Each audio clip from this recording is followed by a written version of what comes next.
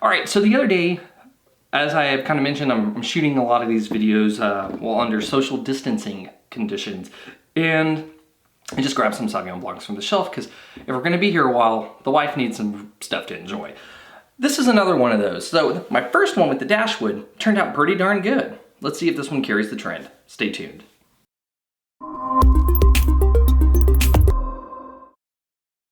Hey everybody, this is Stuart with Wine on the Dime, and today I'm reviewing the 2018 Unwined Sauvignon Blanc from North Coast, California. It is 2018, as I already mentioned, and it is 14% alcohol by volume. And like I said, I don't remember the price. I had limited time to shop. I had to get home and beat the crowd, do all that stuff.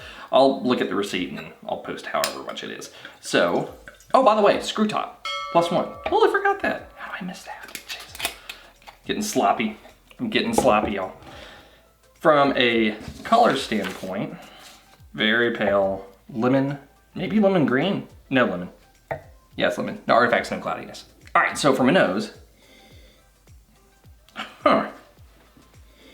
First thing I'm getting is orange, like a dried orange peel. Then there's a little bit of green apple, a little bit of pear, cat pea. It smells like a melon. This is not what I was expecting from this. Like a honeydew melon. No. Cantaloupe, it's cantaloupe. I was not expecting this. I was kind of expecting something slightly more floral. This is gonna be an interesting thing for the palate. Let's get to it. High alcohol. The alcohol is pretty dominant on the palate. Like breathing in and out the retronasal is very alcoholic. It's got about a medium finish. Medium plus intensity. We got to note, it's probably got about medium plus intensity on the nose as well. All those things I was tasting are there. It's a little, it feels like it has a little bit of a, like a residual sugar thing going on here. It's a little bit syrupy on the palate. I'd say it's off dry. Yeah, I mean, it's an interesting contrast compared to the Dashwood. Not necessarily that it's bad, it's just very different. Which is what I would hope if you're buying wine from one region that's totally different than another region. If they're the same thing, then that's just kind of weird. Terroir and climate and all that stuff matter. All right, so let's get to the blick.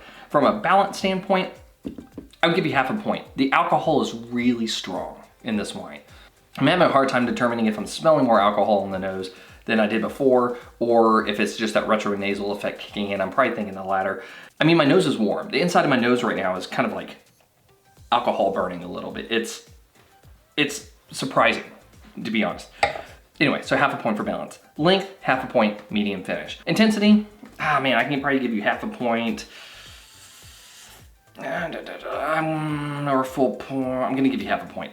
I wish I would have had a little bit more intensity on the palate and on the nose that wasn't related to the actual alcohol in the wine. And then the complexity, gave you another half point. It has those fruits that I was mentioning, but it's hard to pull them all out with the alcohol. If you let this sit for a while, it may kind of air out a little bit, and that might help.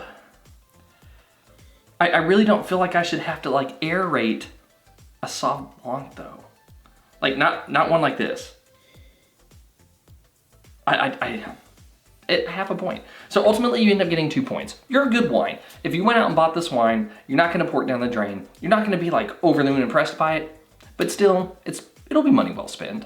Anyway, this has been Stuart with Wine on the Dime. Have you tried the Unwined Sauvignon Blanc? I'd be interested to know if you have. Leave a comment below, and I will see you all again soon with another episode from Wine on the Dime.